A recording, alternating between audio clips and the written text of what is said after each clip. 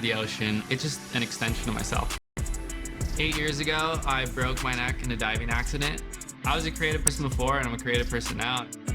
As an editor, I do work with different production companies, not based in Hawaii, so we're always sending each other large files back and forth. With fast internet, it allows me to be more efficient. Fast, reliable internet, starting at $30 a month, backed by the Spectrum commitment to keep you connected. NBC4 News at 11 a.m. starts with breaking news. That breaking news at 11. The feds just hit Southern California Edison with lawsuits in connection with the Eaton fire and another one in Riverside County. Prosecutors wrapped up a news conference less than an hour ago. NBC4's Lauren Coronado was there. She's live for us in downtown Los Angeles with more on today's announcement. Lauren, good morning. Annabelle, Michael, good morning. That news conference just wrapped up about 30 minutes ago, and that's when we heard the announcement that the U.S. filed a lawsuit, two lawsuits just this morning against SCE for its role, like you guys mentioned, the Eaton fire and the Fairview fire as well, which burned back in 2022. Now, during that news conference, which we have video of, we were inside the courthouse not long ago. Acting U.S. Attorney Bill Saley said the federal government is accusing SCE of not maintaining its power and transition lines in connection, again, to the Eaton fire in Altadena and the Fairview fire, which burned in Riverside County in 2022. Both deadly fires which burned tens of thousands of acres. The U.S. is asking for quote, reimbursement of $37 million in damages for fire suppression and national forest property. And while the cause of the Eaton fire is still under investigation, as Saley says, the U.S. is comfortable with saying SCE is responsible for the fire. So what does this mean for SCE customers? As Saley says, the U.S. plans to include terms to stop SCE from increasing utility rates. We will put terms in there prohibiting them from seeking to reimburse their costs from ratepayers through the CPUC. That's historically what they've done. They just pay out the money and then they go raise the rates. So in our negotiations, in any judgment or settlement, we're going to be seeking terms to prevent Edison from doing that. The payment should come from the company, not the ratepayers. And of course, our team did reach out to SCE for comment. We are working on getting a response from them for their take on this lawsuit, of course, which again was just filed this morning. We also have a team combing through all of that paperwork. We'll be sure to bring you another update on this coming up at 3 p.m. Reporting in downtown LA, I'm Lauren Coronado, NBC4 News. Hey, Lauren, so we heard those terms. Any mention of the Palisades fire? That was actually a big question that a lot of the reporters in the room had, and they told us that they didn't have any discussion, anything to discuss in terms of the Palisades fire, but they did say that they will have an announcement pretty soon, so that's something we are standing by for. All right, more to come. Lauren Coronado live for us in downtown Los Angeles. We appreciate it. We want to bring in our investigative reporter, Eric Leonard, to provide some additional context as to what these lawsuits really mean. Eric. Hey, Michael, well, this is something that happens quite often. Whenever there's federal property damaged in a wildfire, the government tries to get some of the money back that was the result of the fire causing damage. It's usually these are called a cost recovery lawsuit. What's a little unusual here from what we've heard from lawyers who are involved in these cases pretty often is that this is happening rather quickly.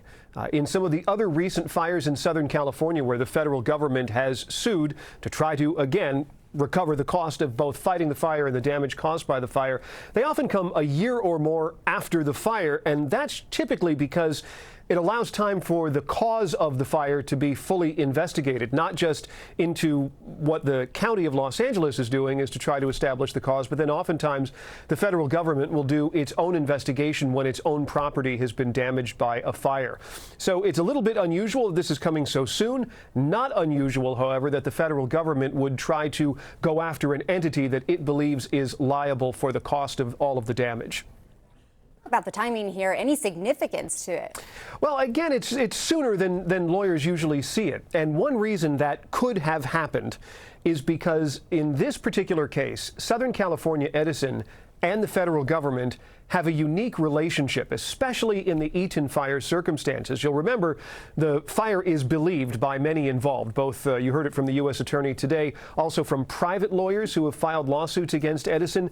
They believe Edison's equipment is what sparked the Eaton fire and caused it. And Edison has a special relationship with the federal government because its power lines run through the national forest. And as a result of that, Edison has to have permits from the federal government. And because it has those permits, it makes Edison directly liable if the lines caused the fire for the cost of fighting the fire and the damage that resulted from it. So all of that may have caused this procedure, which typically happens, but usually a little later, to happen sooner.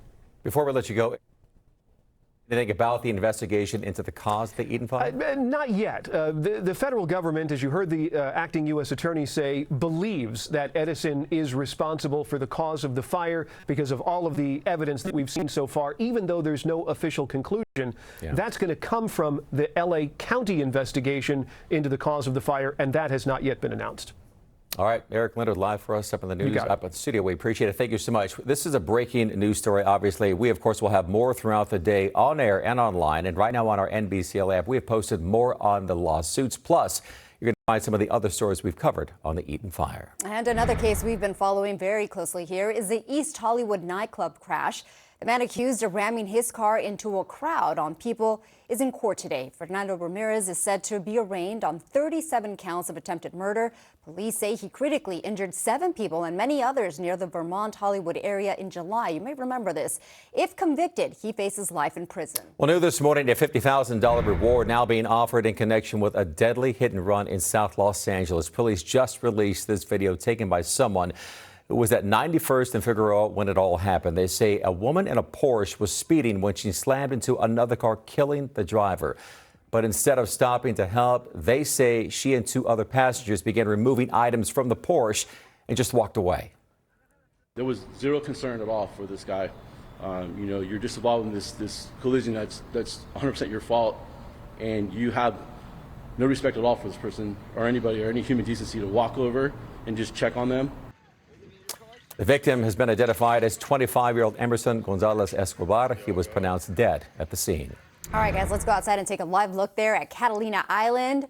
You can see a little bit of that marine layer out there. Meteorologist Melissa McGee is tracking the first alert forecast. Yes, we like the marine layer because that means cooler temperatures. And I know Michael's going to like that too. You're not a fan, but here's the good news with marine layer in August and September. Doesn't last very long. So it's going to be pleasant for everyone. You guys, I want to show you the picture outside as we're looking live at Long Beach here on this Thursday. We do have some sunshine across the region currently for Long Beach, coming in at 79 degrees. Some of the other numbers this afternoon and early this morning, you can see we've got numbers in the 80s. It's 87 in Ontario, 91 in Lancaster, 90 in Santa Clarita. Here's the difference. The humidity is starting to lower, so improving conditions on the way. Satellite and radar is showing you we've got this ridge of high pressure out across the 4 corners. We're going to tap into some pop-up showers and storms, but they're really going to be fairly light, and they will start to weaken as we go throughout the rest of the afternoon, mainly for the mountains and the deserts. Aside from that, it's really all about the numbers. So for Van Nuys today, we'll be maxing out in the upper 90s. A lot of spots in the San Fernando Valley will have numbers very similar to that.